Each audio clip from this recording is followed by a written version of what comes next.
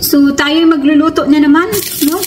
Maulan dito sa amin ngayon. So, ang Nanay Jeannie ay magluluto ng sabaw para sa aking mag-ama. Para na rin sa aming tatlo. So, igisa-gisa muna natin ang bawang. Kailangan ng maraming bawang mga kananay. Parang mabango talaga ang ating niluluto.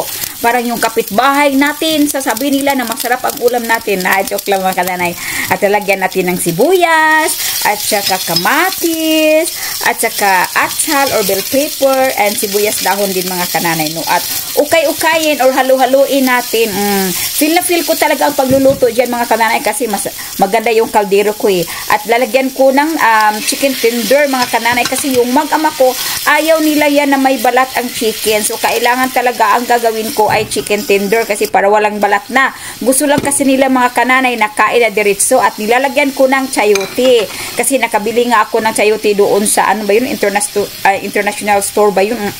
Isang chayote. Parang maganda yung chayote na mga kananay kasi pag balat ko ang kulay green na green talaga. Sometimes kasi sa ibang store mga kananay parang may brown na nakaka-discourage magbili ng chayote. Pero doon sa nabilhan ko, mukhang fresh na mga kananay. Parang ako lang Diyan mga kananay, bagong paligo ako mga nanay no. So ayan, nilagyan ko na ng sabaw.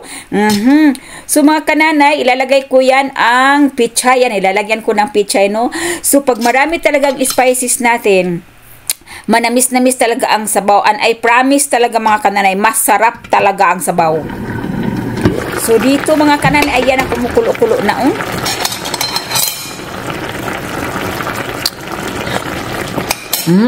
super delicious. Woo! Yummy! Super yummy! So dito nagsandok na ako ng sabaw para kay Daddy Tim. At saka rice lang mga kananay. Ito lang ang ulam namin. No? Pero masarap na yun kasi may gulay na, may ulam pa. O diba tipid mga kananay. Pero promise mga kananay, ang sabaw talaga manamis-namis. Walang bitchin mga kananay pero manamis-namis ng dahil sa spices na nilalagay ko. Alright mga nanay, aanangkada na naman tayo sa ating kusina. No? Magsuti tayo ng celery with shrimp. Yan po ang pinakagulay namin, no? At saka mag-ihaw ako ng steak. Ayan. Kunting mantika lang talaga ako mga nanay pag naglagay. Basta lang maluto. Diferente, mahal. Joke lang mga nanay, ayaw ko ng maraming mantika. Even olive oil itong gamit ko mga nanay, no? Ayan. Woo! Hindi ko lagyan ng sibuyas mga nanay. Marami akong sibuyas doon pero hindi ko lagyan. Kasi baka ma-irritate ang ating tiyan.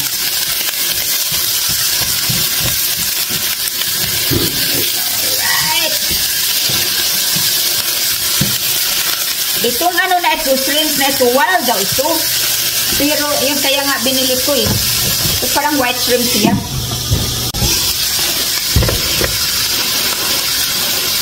Ayan, ilagay na natin ito. Hindi natin lagyan ng tubig mga nanay, no? Yung katas lang niya ang magluto nito. Ayan, takpan natin. So, ngayon, mabango ang celery.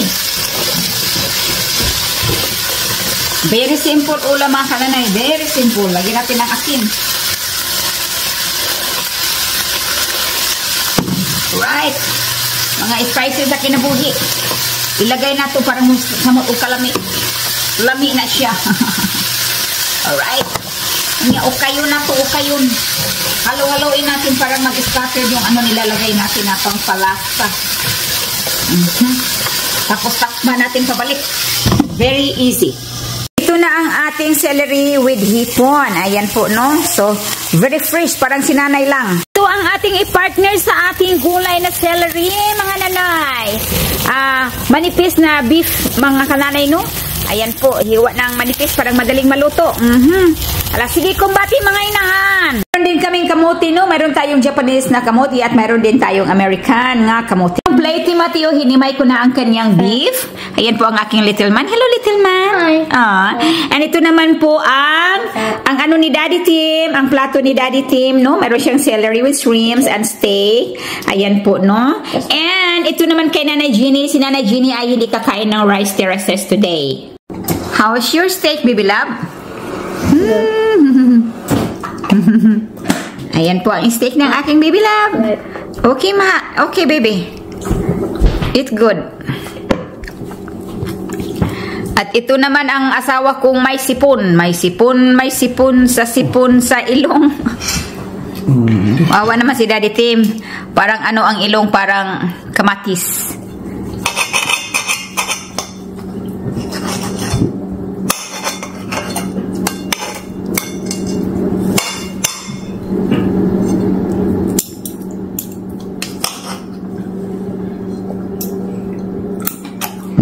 Yummy.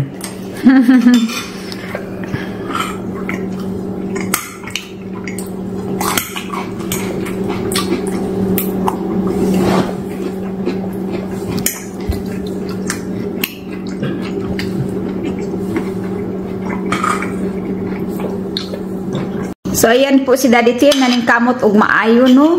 Ito naman yung lunch niya for tomorrow. Meron siyang sweet potato, steak, rice, and celery with shrimp. Tagal naman, no?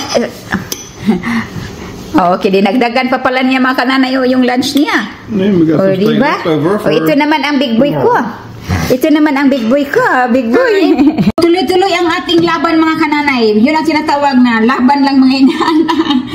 Leftover ito mga nanay, no, ilagay natin sa maliit na container, glass container.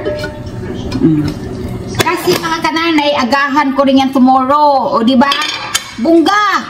Another tuloy-tuloy mga nanay. Of course, kumain naman kananay, nagluto, kumain.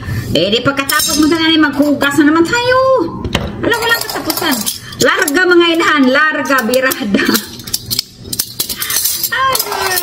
Yung mga hinugasan ko to kanina mga kananay. So, punasan natin at ilagay na lang natin sa lagayan, no?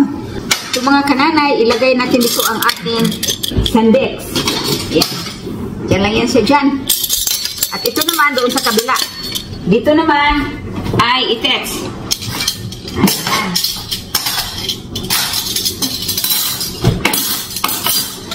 Alright! So, of course, mga nanay, another mikos-mikos. Meron naman kaming dishwasher. Okay lang ito. Kamay ko na lang muna ang gamitin ko mga nanay, no?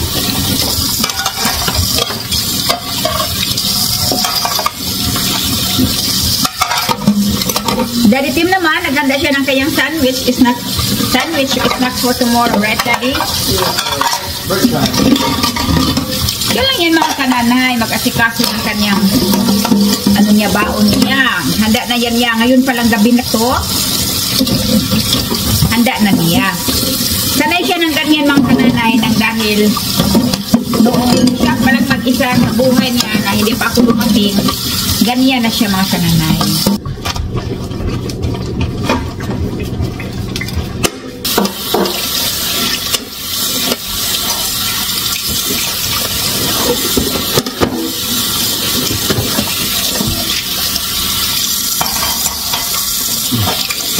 Put down there.